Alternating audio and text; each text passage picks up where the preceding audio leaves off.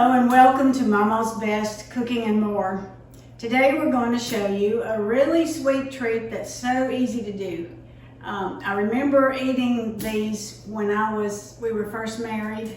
We would go to Sears and they used to have a candy counter there. And one of my favorite things was the chocolate covered orange slices.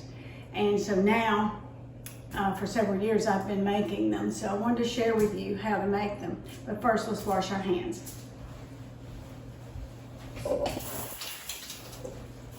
In order to keep your wax paper from sliding around when you're using it, just put a little water under it and it'll secure it. That's just a little tip you can use. Now I'm going to use dark chocolate.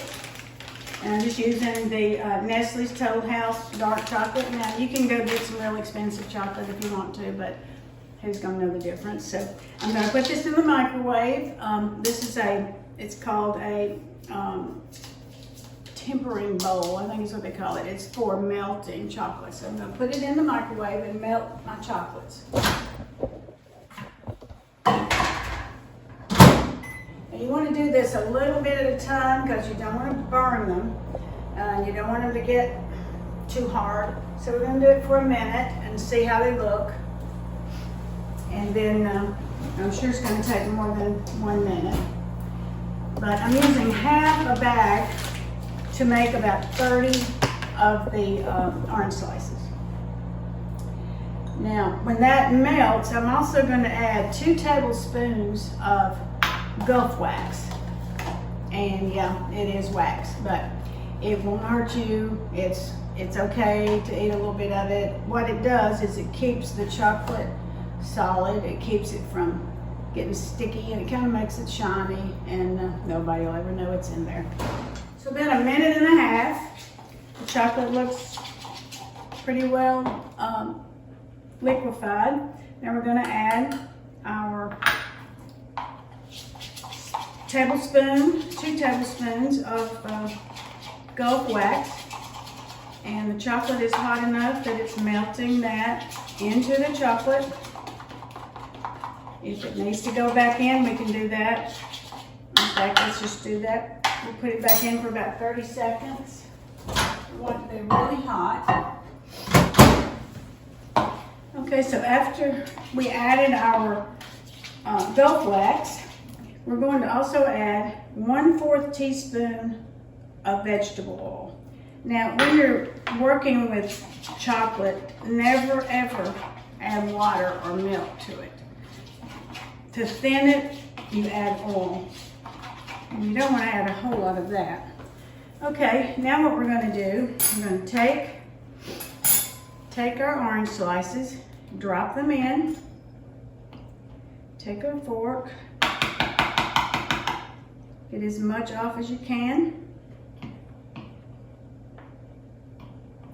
Now I have used dark chocolate simply because that's what I like, but if you want milk chocolate or even white chocolate, you can get that in the chips or the blocks. We're just dipping these. And like I said, this will make about 30 with a half bag of chips. And the orange slices that I use basically just came from Walmart, and they work out just fine. This is not a fancy something, but it is really a good, tasty, sweet treat that's easy to make, and it will keep.